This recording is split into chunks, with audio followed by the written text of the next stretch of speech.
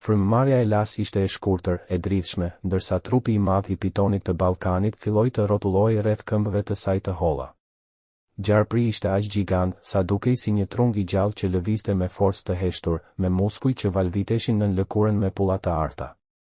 Shkëlqimi i tyre reflektonte dritën e zbedhtë të xhunglës, ndërsa gjua e ndar dilte e hynte me shpejtësi, duke nuhatur erën e vajzës.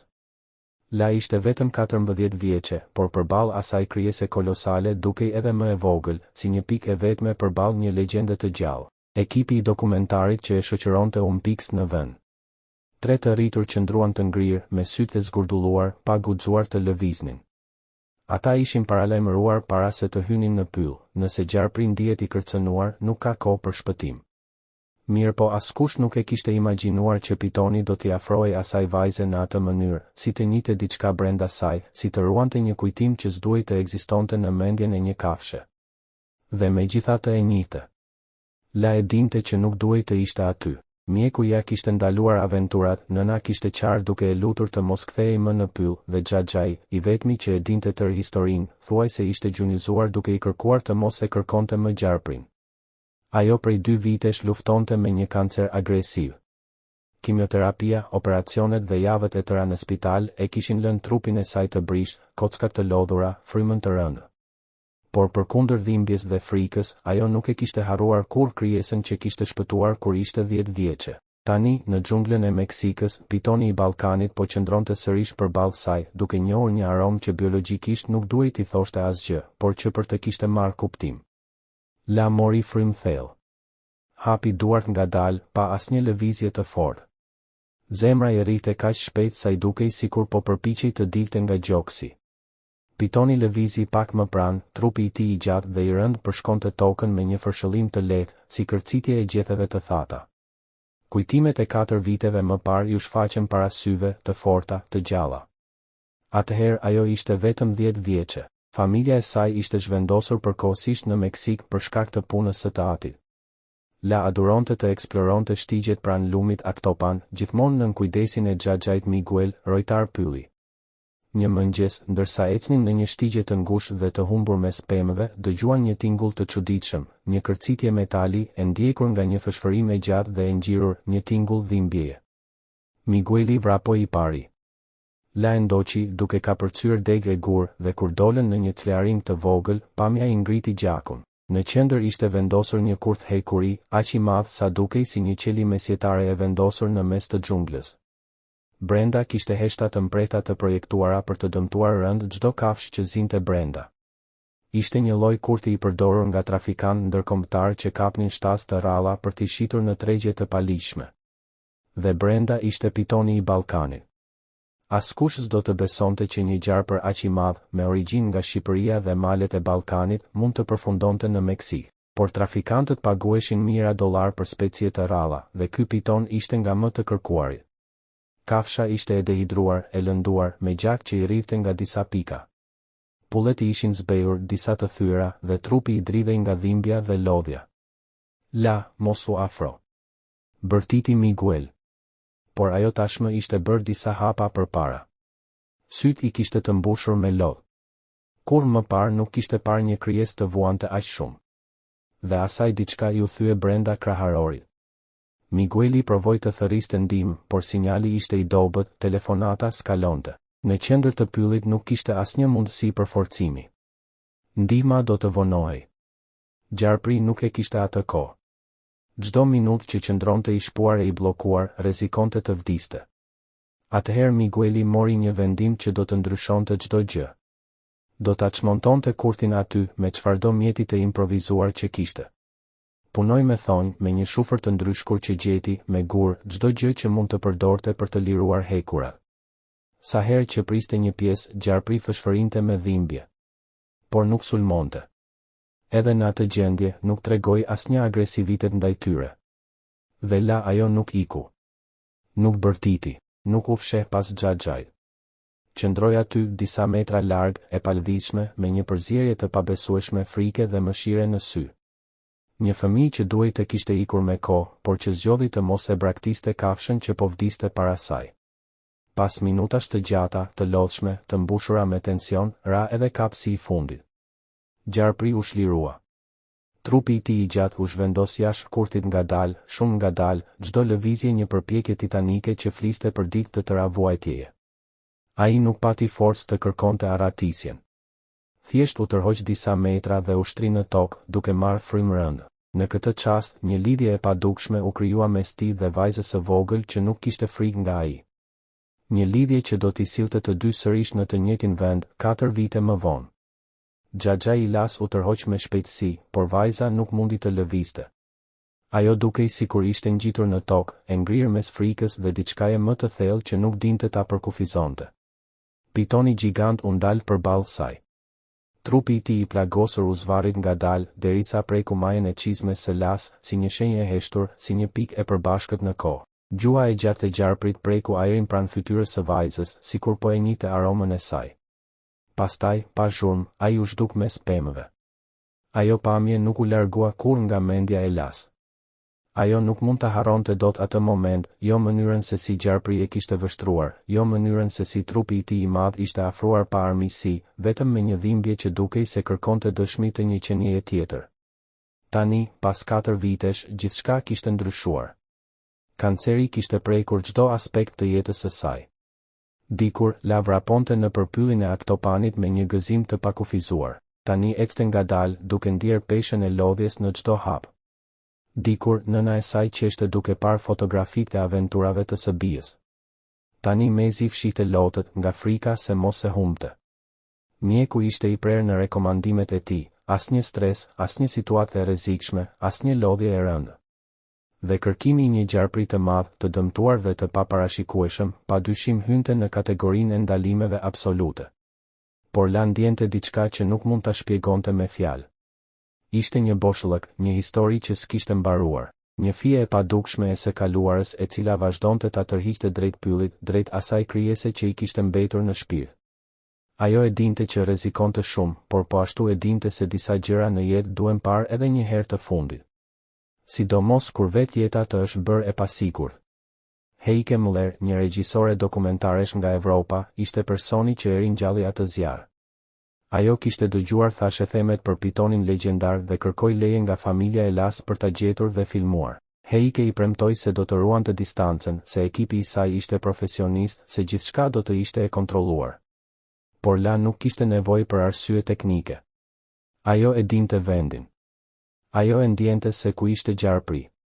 Ti nuk do të shkosh, tha nëna me një ton që nuk pranonte kundërshtim. Nuk ke më asnjë arsye t'i afrohesh asaj krijese, tha Xhaxha Miguel, thuajse i thyer nga frika. Trupi yt nuk e përballon një tronditje të tillë, shtoi mjeku, pa i hequr syt nga dosja e saj.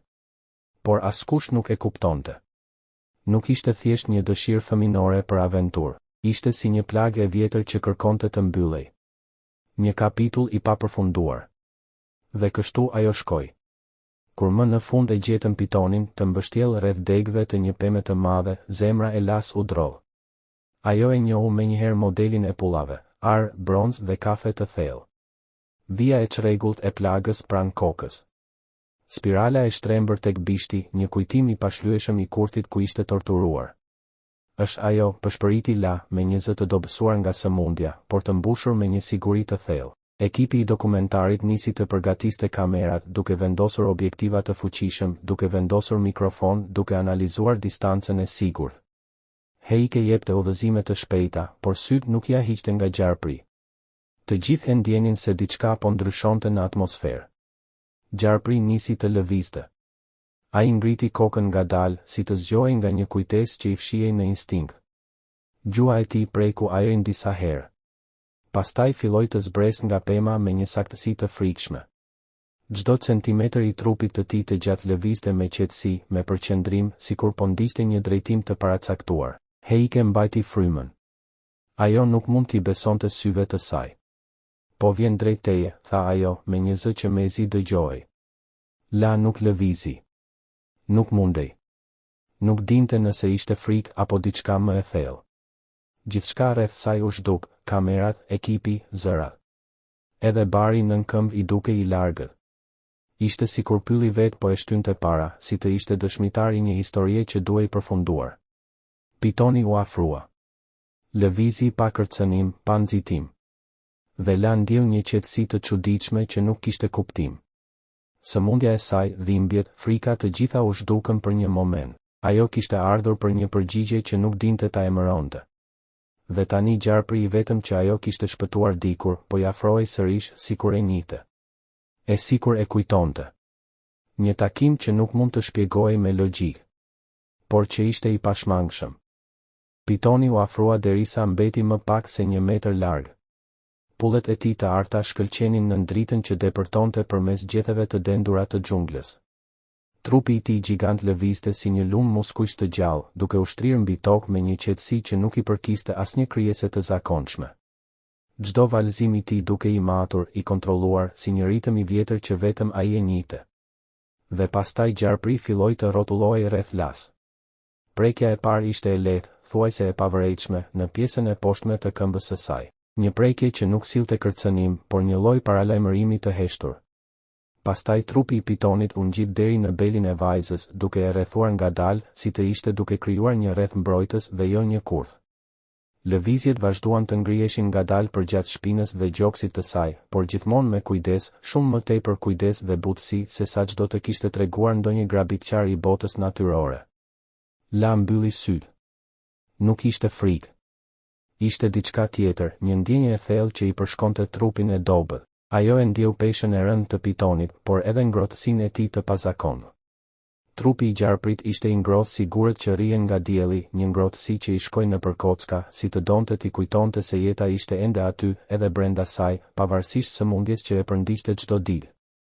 Ajo ndjeu frymën e tij, aromën e tokës, të gjethéve, të kohës. Ndjeu se kjo krijesë e madhe dhe e heshtur nuk ishte aty për ta frikësuar. Ishte aty për një arsye tjetër, më të ndërlikuar dhe të pashpjegueshme. Në distancë, ekipi i dokumentarit qante pa e kuptuar. Nuk ishte frika që u ambushte syt me lodh. Ishte madhështia e momentit. Ishte pamundësia për ta kapur me fjalë atë lidhje të çuditshme që po lindte para tyre. Ishte sikur po dëshmonin një sekret të lashtë, një të vërtetë që pak njerëz në botë kishin privilegjin ta shihnin. Pitoni e ngriti kokën ngadalë dhe e afroi pranë qafës së las. Nuk kishte asnjë shenjë agresioni. Nuk kishte mbretësi në lëvizjen e tij. Vetëm një qetësi e rëndë që dukej se dilte nga vetë zemra e pyllit. Gjua e tij e ndar preku ajrin dhe pastaj lëkurën e vajzës, pikërisht mbi vendin ku pulsi i saj i dobët rrite me shpejtësi të çuditshme, një përzierje frike, emocionesh dhe jete që shpërthente në të njëjtën kohë. Ishte njohje. Njohje e pastër, instinktive, një lloj kujtese kimike që gjarpri e mbante thellë në trupin e tij të madh. Shkencërisht mund të flitej për feromone, për aromë, për mekanizma primitive të mbijetesës. Por ajo që po ndodhte aty nuk mund të shpjegohej vetëm me fakte biologjike. Ishte diçka më e thellë. Ishte kujtim i ruajtur në një mënyrë që ka përcente logjikën. Ishte një thirrje e heshtur që një kafshë e plagosur dikur e kishte gdhendur në instinktet e veta. Por mbi të gjitha, ishte diçka që zemra e njeriut e kuptonte menjëherë. Pitoni nuk po kërkonte ushqim. Nuk po kërkonte të mbrojë. Po kërkonte lidhjen e vjetër. Po konfirmonte diçka që ndodhi vite më parë, atë ditë kur një vajzë e vogël nuk e braktisi, kur qëndroi pranë tij ndërsa ai dërgjej në një kurth të përgjakur. Kafsha e kishte ruajtur atë aromë, atë dridhje të zërit, atë ndjenjë që njerëzit e quajnë mëshirë. Trupi i gjarprit u shtrëngua lehtë rreth saj, jo për ta dëmtuar, por si një lloj përqafimi i shtrirë nëpër kohë e instinkt. La e ndjeu se çdo pjesë e tij komunikonte me të. E ndjeu se nuk ishte vetëm një krijesë e egër që e rrotullonte. Ishte një kujtim i gjallë që po rikthehej, një falënderim i heshtur që vetëm natyra di ta shprehë. Ekipi ishte ende i ngrirë në vend. Heike e mbante dorën mbi gojë, lotët i rridhnin në faqe. Kameramani dridhej, jo nga frika, por nga emocioni i pastër i pamjes që po filmonte. Askush nuk guxonte të lëvizte. Askush nuk guxonte të thyente magjinë e atij momenti. Gjarpri e preku sërish qafën e las me gjuhën e tij të ftohtë dhe të ngacmueshme. Ishte sikur po verifikonte rrahjen e zemrës së saj, si të donte të sigurohej se ajo ende luftonte, ende jetonte, ende ishte po ajo vajza që dikur i dha shpresë në mes të dhimbjes. La hapi syt ngadalë. Pa kokën e Pitonit pranë fytyrës së saj. Dhe për një çast, frika u zhduk. Ajo pa diçka tjetër, pa një jetë që të shikonte në sy, një jetë që e njihte dhe e pranonte. Dhe e kuptoi, nuk ishte vetëm Gjarpri që po e njihte atë. Edhe ajo po njihte veten, më të fortë, më të guximshme dhe më të gjallë se ç'mendonte. Ky nuk ishte një sulm. Nuk ishte asnjë rastësi. Ishte një takim që duhej të ndodhte. Një moment që shkenca mund ta shpjegonte vetëm deri në gjysmë. Por që zemra e njeriut e kupton tërësisht. Sepse 4 vjet më parë, kur ishte e plagosur dhe në prag të vdekjes, Pitoni kishte regjistruar diçka në lëkurën e tij të ftohtë, aromën, rrahjen e zemrës dhe praninë e vajzës së vogël që qante ndërsa ata po e çlironin nga kurthi. Ishte si një shenjë e padukshme, si një kod i mbetur në trupin e tij të gjallë. Një kujtim i gdhendur jo në mendje, por në instinkt, në atë pjesë të thellë të jetës së egër që ruan vetëm ato përvoja që ndryshojnë fatin. Dhe tani, aty në mes të xhunglës që merrte frymë me ta, Gjarpri po shihte, po ndjente, po nuhaste dhe po kujtonte. La ngriti dorën e saj të dritshme dhe e vendosi mbi pullat e ftohta dhe të forta të Pitonit. Shpina e saj u përkul pak nga pesha e momentit, por ajo nuk hezitoi. Gishtat e saj të dobët rëshitën mbi shkëlqimin metalik të tij, duke ndjerë nxehtësinë që fshihej nën sipërfaqe. Pitoni nuk u tërhoq, nuk u ngurtësua, nuk dha shenjë agresioni. Thjesht qëndroi aty, i lidhur me të nga diçka e padukshme dhe e thellë, si një fije e vjetër që koha nuk kishte mundur ta këpuste.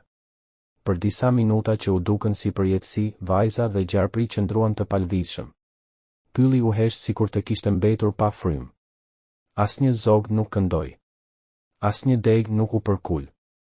Edhe era dukej se qëndronte pejzull mbi ta, duke e respektuar atë çast që nuk i përkiste as botës së njeriut, as botës së kafshëve. Ishte një çast i krijuar vetëm për ta. Ngadalë, Pitoni filloi të çlirohej. Trupi i tij u rrotullua lehtë, si një lum i qetë që ndryshonte drejtim. Zbriti nga beli i las me lëvizje të ngadalta dhe të kontrolluara. Pastaj, sikur të donte ta mbyllte ciklin që kishte filluar vite më parë, preku sërish majën e çizmes së vajzës, saktësisht si atë ditë kur ajo ishte vetëm një fëmijë që qante pranë një kafshe të plagosur.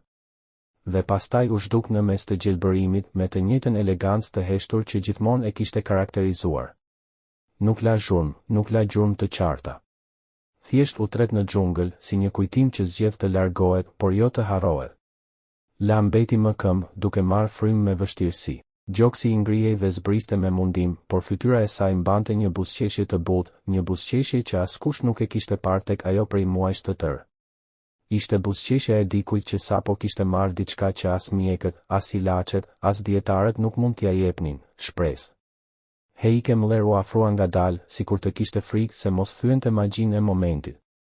Ajo vendosi dorën mbi shpatullën e las shumë me kujdes, si të prekte një violin të brishtë. La, tha ajo me zë të ulët, të ngjirur nga emocionet. Ky ishte momenti më i fuqishëm që kam regjistruar ndonjëherë në gjithë jetën time. Vajza e ktheu kokën lehtë, duke e mbajtur ende buzëqeshjen që i jepte dritë fytyrës së zbehë. Dhe me një zë të qetë, por të vendosur, ajo tha, ajo thjesht më kujtoi. Askush nuk e kundërshtoi. Askush nuk u përpoq të ofronte shpjegime shkencore, apo të diskutonte për instinktet e kafshëve. Askush nuk guxoi ta zhbënte magjinë që sapo kishte ndodhur. Sepse të gjithë e kishin parë me sytë e tyre. Të gjithë kishin ndjerë të njëjtën dridhje në ajër, të njëjtin emocion që ka përcente mendjen, dhe në atë pyll të gjallë, ku çdo krijesë është dëshmitare e vetes, nuk kishte vend për dyshim. Aty, mes erës së lagësh dhe dritës së thyrë që depërtonte përmes degëve, një vajzë që luftonte kundër trupit të vet dhe një Gjarpër i mbietuar kishin ndarë diçka që sfidon frikën, logjikën, shkencën dhe vetë distancën midis specieve. Ishte një çast që i takonte jetës. Një çast i rrallë ku jeta i njihte ata që e shpëtuan. Një çast ku kujtesa nuk ishte thjesht biologji, ishte mirënjohje. Sepse jeta ndonjëherë e njeh shpëtimtarin e saj. Edhe kur jeta ka pulla, edhe kur fshihet në trupin e një pitoni të heshtur që zhduket në mes të xhunglës. Dhe la, për herë të parë në shumë kohë, e ndjeu veten të gjallë.